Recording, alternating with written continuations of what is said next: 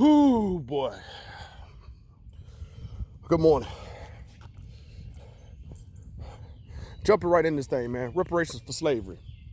Don't let up, man. Don't let up. To my folks that I'm connected to that have the open door policy currently of this administration, who are able to rub shoulders with President Donald J. Trump. Step to the man and find out what the position of reparations for slavery are. We got a good movement going.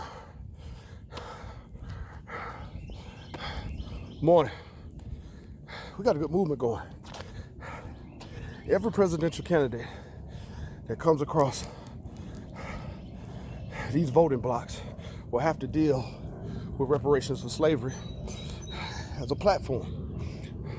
Shout out to candidate Williams for pulling the ripcord on that initiative. On the initiative where we ain't asking.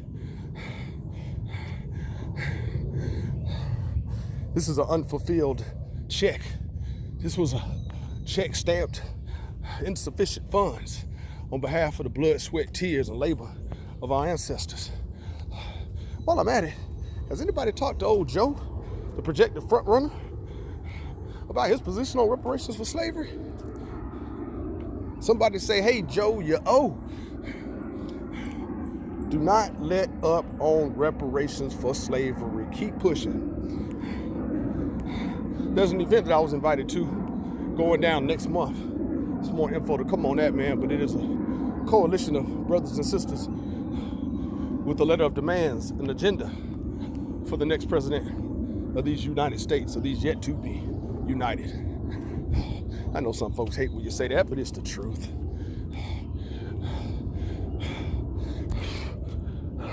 Two points, man. Congressman John Lewis and these heartbeat bills. Congressman John Lewis, I'd like the opportunity, man. You are one of the only, if not the only, leader of national and status of our community, and even greater, that I haven't had a real conversation with. I'd like to have that, sir, because you did something for my family, me personally, back in 2001, and I've actually never got to thank you for it. And I would like that opportunity. But here goes some criticism.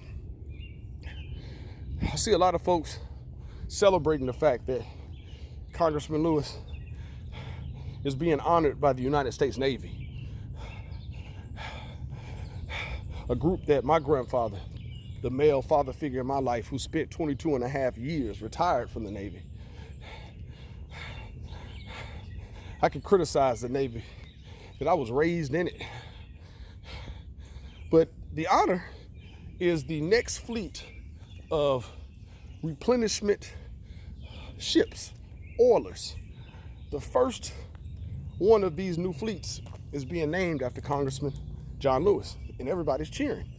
Now, I understand as folks get up in age, they deserve the recognition for the decades of service. But you know what's funny to me? How could a man of peace, his whole life has been an example, a beacon of peace, equality, fairness, and justice, even taking a beat down on the Edmund Pettus Bridge? Why would you want your name on a ship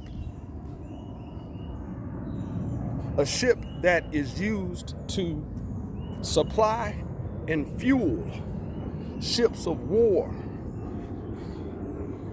aircrafts of war that drop bombs on innocent, melanated people, women, children?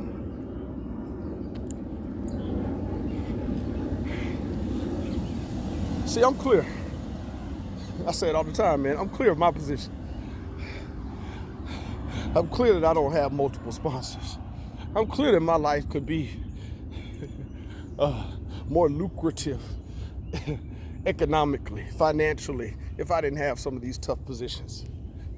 I'm clear that radios would love to have my voice over airwaves, even though some had promised they would.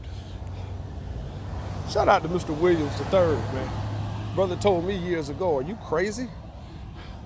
You're a liability. I like being that. But Mr. Lewis, Congressman Lewis, how can you, a man of peace, want your name on a warship? And again, for the record, some people say, well, oh, it's a replenishment oiler. It's not a ship of war. It supplies and fuels the further global domination through the United States military. Just something to think about. What you say, Chuck D? Most of my heroes ain't up here on no stand. The government tries to give accolades after the fact to individuals while murdering innocent melanated people all across this globe.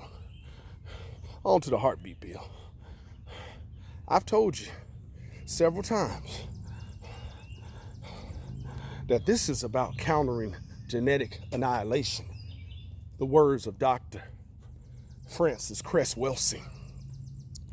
These heartbeat bills, with Missouri, I believe, being the most recent, banning abortions after 8 weeks, Georgia, Alabama, others. Bama was determined to beat Georgia, roll tide. I'm gonna stop and say this. For the record, these pieces of legislation are brilliant. You heard me. They're brilliant just as much as they are vicious. Caucasians have been demonic in war tactics.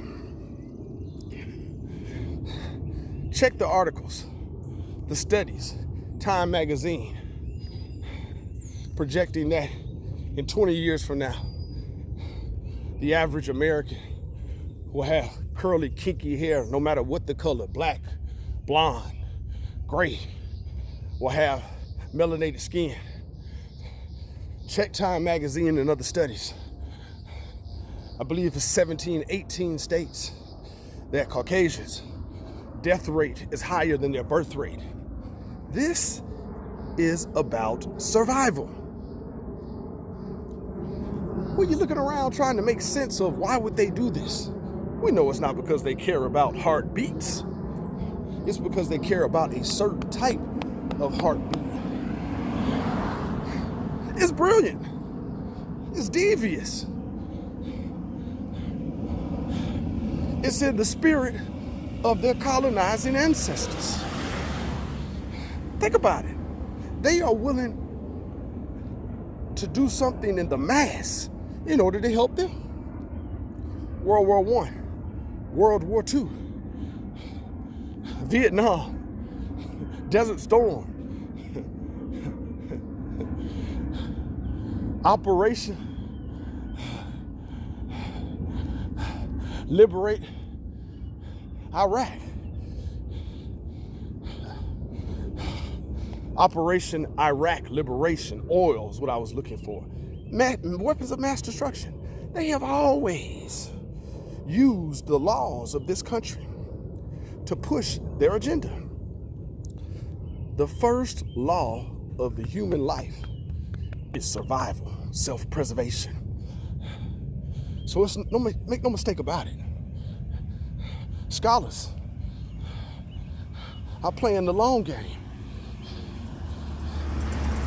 Man, this shit is chess, not double jump. So, to the various groups and organizations that are protesting these bills, as you should, to my white comrades, this is no strike against you, this is just fact. That recessive gene makes you guys susceptible to any other person of color in this world. The only way to produce another white individual is for two white individuals to come together. Any other mix, and it erases the gene code. This is fact. So as they are looking to the future, these heartbeat bills are about their survival. their non-extinction. This is just fact. Don't hate me, hate the scientist. So all over the country, you're going to see these bills pop up, which they are. Many people feel like it's to take it to the Supreme Court to overthrow one of the oldest pieces of the land. But I'm telling you, this is the long game to counter genetic annihilation, which is inevitable. If we continue to mix like we're doing, it is inevitable. And for the record, this is a desperation, an act of desperation. Because as it prevents abortions of Caucasians, it prevents abortions of melanated people as well. Giving more opportunity for the mixing, giving more opportunity for the genetic annihilation. So this is like putting a Band-Aid on a wound that needs a suture. This is like putting a Band-Aid on a wound that can't be healed. Last point before I go, man. To this divide amongst male and female that has started up about abortions. Hey, listen, man. To my partner, poor Tori Thomason, that stepped out there the other day and got bombarded. Boom, boom, boom, just lit him up. I think it was over 500 comments. Good Lord.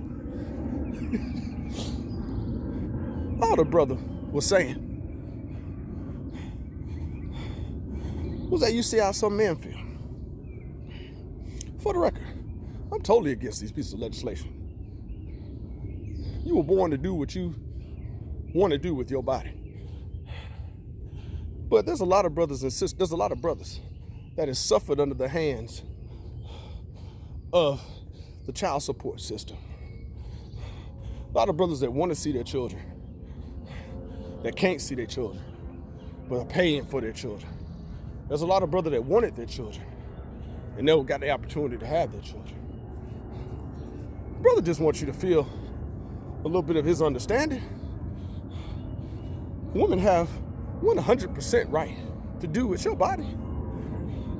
But we got to stop acting as if all of us got here by the way of the story of Jesus.